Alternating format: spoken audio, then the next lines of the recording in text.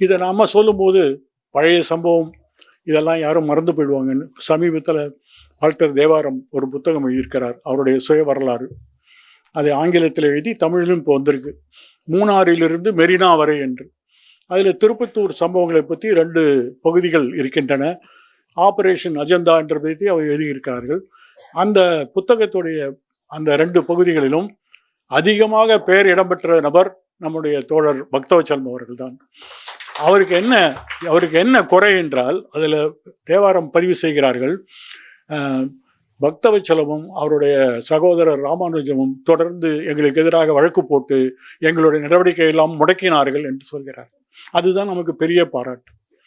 நம்மளுடைய வரலாறு எழுதுறத விட நம்மளுடைய எதிரி நம்மளை பற்றி என்ன சொல்கிறான் அதுதான் முதல்ல போடணும். எனக்கு கேட்டால் அடுத்த புக்கு எழுதும்போது நம்மளை பற்றி மீதி பேரெல்லாம் என்ன சொன்னாங்கன்னு அதையும் பதிவு செய்ய வேண்டும். நான் தோழர் அஜிதாவிடம் கேட்டுக்கொண்டேன், அந்த புத்தகத்துடைய பிரதியை நான் தருகிறேன், அதை நீங்கள் பயன்படுத்தி கொண்டு ஒரு முழுமையான வரலாறு எழுத வேண்டும் என்று நான் இங்கே சொல்லிக்கொள்ள விரும்புகிறேன்.